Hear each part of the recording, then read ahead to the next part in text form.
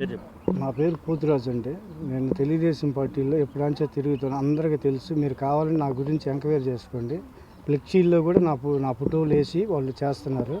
అయినా నేను పార్టీలో ఉన్నాను కాబట్టి నా ఫోటోలు వేస్తున్నారు. ఒకటి, మీరు భూ కబ్జాలు లేదంటున్నారు కాబట్టి ఇప్పుడు భూ కబ్జాలు వీళ్ళే చేస్తున్నారు. వీళ్ళు కావాలని పార్టీ మాది, నువ్వేం చేయగలుగుతావు, నువ్వు వెరికిలోడు రాప్టెల్ అని చెప్పని నన్ను దూషించి మాట్లాడుతున్నాడు. మాట్లాడిన తర్వాత నువ్వు జనార్దన్ అన్న, మీరు నా గురించి నేను పార్టీలో తిరిగానో లేదో మీరు ఎంక్వైరీ చేసుకుంటే అర్థమైపోద్ది. కాకపోతే ఏంటంటే నువ్వు నాకు న్యాయం చేయాలన్నా, నువ్వు న్యాయం చేయకపోతే వీళ్ళు మట్టికి నా మీదకి రేతే చంపుతామని బెదిరియటం కూడా జరుగుతుంది ఇక్కడ.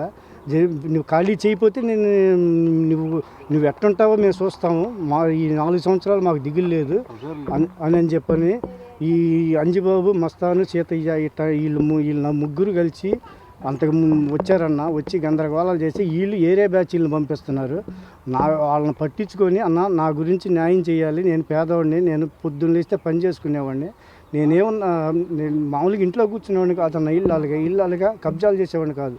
మీరు ఎస్ఆర్ నా గురించి ఈ రకంగా నేను పొద్దున్న లేస్తే పనులకు పరుగులు పెడుతుంటే ముసలాళ్ళ మీదకి వచ్చి ముసలాళ్ళ మీద దౌర్జన్యం చేస్తున్నారన్న. వీళ్ళు ముసలాళ్ళ మీదకి వచ్చి టేబుల్ పెట్టుకొని కొలిచి ముసలిదాన్ని ఖాళీ చేయండి వచ్చినాక చెప్పని వీళ్ళు ఫోన్లు చేయుతుంటే మళ్ళీ ముసలామిని నెట్టి టేపు బీకేసుకుంటుంటే వీళ్ళు కొలతలు వేస్తుంటే టేపు బీగుతుంటే ముసలమ్మను నెట్టెల్లా వెళ్ళిపోతున్నారు. నాకు ఫోన్ రావట్లేదు, ఇక్కడికి వచ్చేలాగా వెళ్ళిపోతున్నారు అన్న. వీళ్ళు ఈ రకంగా జరుగుతుంది అన్న. చంద్రబాబు నాయుడు అన్న, నువ్వు అయినా న్యాయం చేయాలి, పవన్ కళ్యాణ్ అన్న నువ్వు న్యాయం చేయాలి, జనార్దన్ అన్న నువ్వు చేయాలి. మీరు ముగ్గురు పట్టించుకుంటే తప్పక ఈ భూ కబ్జాలు ఆగదన్న. ఇది ఇట్నే పేదవాళ్ళ మీద జరుగుతూ ఉంటే పేదవాళ్ళ మీద హత్యలు కూడా చేయడానికి సిద్ధంగా ఉన్నారన్న. వీళ్ళు ఏదో ఒకటి చేయటం, నాకు ప్రాణం అపాయం ఉంది.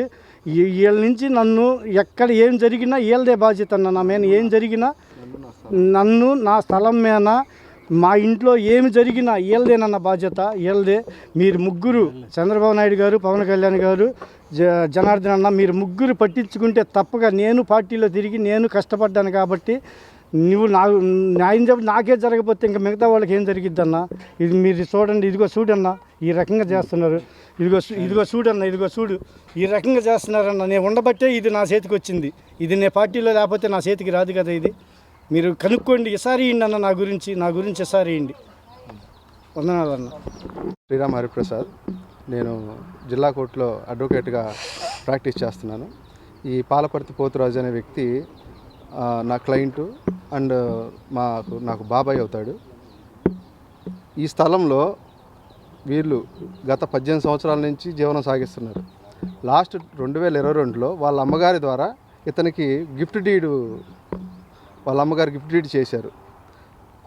విఆర్ఓ గారు, రిజిస్టర్ ఆఫీస్ గారు, ఎంఆర్ఓ గారు వీళ్ళందరూ దానికి అప్రూవల్ ఇచ్చారు. 2024లో లక్ష్మీ కోటయ్య, మస్తాను, అంజి అనే వ్యక్తులు దీన్ని ఆక్రమించడానికి వచ్చి వీళ్ళని నానా ఇబ్బందులు పెట్టారు. ఇంటికి రావటం, ఎవరు లేనప్పుడు ఇంటికి రావటం, వాళ్ళని ఇబ్బంది పెట్టడం, ఆడవాళ్ళు ఉంటే ఆడవాళ్ళని ఇబ్బంది పెట్టడం. 80 ఏళ్ళ ముసలావిడ, వాళ్ళ చెల్లి మెంటల్లీ రిటార్డెడ్, ఆయన వాళ్ళ భార్య, వీళ్ళ ముగ్గురిని ఆయన బతికించుకుంటా ఇక్కడ జీవనం సాగిస్తున్నాడు. కానీ వీళ్ళు కానీ మున్సిపల్ కార్పొరేషన్ వాళ్ళు కానీ, రెవెన్యూ ఆఫీసర్లు కానీ, ఈ ఏరియాకి సంబంధించిన పోలీసు వారు మెయిన్గా వాళ్ళందరూ ఇతను బెదిరించడం, నీ మీద అక్రమైన కేసులు పెడతాము, ఖాళీ చేయకపోతే నువ్వు ఎరుకులోడివి, నువ్వేం చేయగలవు. ఈ కులంతో కులదూషణ ఎక్కువ. అది కాక వీళ్ళకి యంగర్ సపోర్ట్ లేదు. అందరూ మ్యాక్సిమం అందరూ అబోవ్ 50 years వాళ్ళందరూ. ఈ రకంగా వీళ్ళని బెదిరించడం వల్ల వాళ్ళకి ఏం జరుగుతుందో నాకు అర్థం కావట్లేదు. అదొకటి. ఈ ఆఫీసర్లు అనేవాళ్ళు ఏం చేస్తున్నారు అంటే, ఇప్పుడు న్యాయం చేయాల్సిన వాళ్ళే. ఒక గవర్నమెంట్ ఆఫీసర్ అంటే ఒక న్యాయం చేయడానికే కదా మనకుంది. అలాంటి వాళ్ళు కూడా వీళ్ళని ఇబ్బంది వాళ్ళ వెంచర్ మీద ఇక్కడికి రాకుండా వేరే వాళ్ళని పంపిస్తూ ఉంటారు. ఇంత చేస్తున్నా కానీ వీళ్ళు ఇంకా తట్టుకొని ఇంకా ఏదైనా చేద్దామని అనుకుంటున్నా వాళ్ళు వస్తారు. మేము అధికార పార్టీ వాళ్ళం, మాకు ఎమ్మెల్యే జనార్దన్ సపోర్ట్ ఉందంటారు.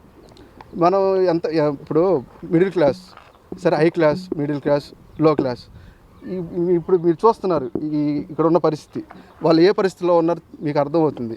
అలాంటి వాళ్ళని బెదిరించుకొని ఈ ఆక్రమణకి పాల్పడుతుంటే ఈ ఆఫీసర్లు ఏం చేస్తున్నారు, పోలీసు వారు ఏం చేస్తున్నారో నాకైతే అర్థం కావట్లేదు.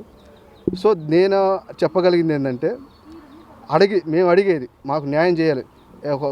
ఆల్రెడీ నేను ఇతని తరపున దీని మీద 2024లో ఒక ఓఎస్ అంటే సూట్, ఒక సివిల్ దావా, 2026లో రీసెంట్గా ఒక 10 days బ్యాక్ ఒక సివిల్ దావా వేసి ఉన్నాం. అవి ఉన్నాయి, అన్ని కాగితాలు ఇతని పేరు మీద ఉన్నాయి. అన్నీ ఉంచుకొని కూడా ఆ కోర్టుకి వెళ్ళి కూడా న్యాయం జరిగిద్దా లేదా అని భయపడే స్టేజ్లో ఉన్నాడు అతను.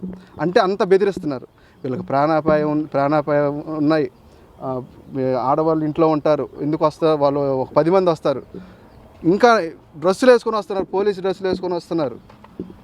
మరి అంత ధైర్యం వాళ్ళకి ఎక్కడి నుంచి వస్తుంది మాకు అర్థం కావట్లేదు. ఈ విషయమై సంబంధిత అధికారులు, రెవెన్యూ కానీ, కార్పొరేషన్ వాళ్ళు కానీ, పోలీసు వారు కానీ తగిన న్యాయం చేయవలసిందిగా మేము ప్రార్థిస్తున్నాము. అక్రమదారులకి అడ్డుకట్ట వేయవలసిందిగా మేము అది కోరుకుంటున్నాం. మీరు ఇందులో ఈ స్థలానికి సంబంధించిన దీని పక్కన ఆనుకొని శ్రీనివాసులు రెడ్డి అనే వ్యక్తి పొలం కొనుక్కొని 21 ప్లాట్లు వేసి 21 ప్లాట్లు అమ్ముకున్నారు. ఈ స్థలానికి ఆనుకొని 15వ నెంబర్ ప్లాట్ అది.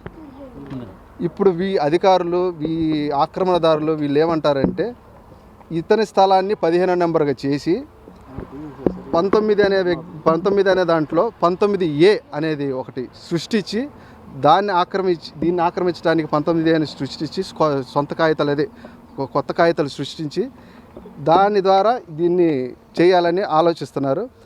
దానికి పోలీసు వారు కూడా పిలిచి ఇతన్ని, నువ్వు ఖాళీ చేయకపోతే, ఇది 15వ నెంబర్ చూపిస్తుంది, నువ్వు ఉంటున్నది 15వ నెంబరు, అది పక్కన 16 అని అంటున్నారు. ఆ 15వ నెంబర్ అతనే వ్యక్తి నారాయణ అనే వ్యక్తి, అతను కొనుక్కున్నాడు 2024లోనే కొనుక్కున్నాడు, 2024లో కొనుక్కున్నాడు. ఇన్ని చెప్తున్నా కానీ వాళ్ళు దాన్ని పక్కన పెట్టేసి ఈ ఆక్రమణకి గురవుతున్నారు.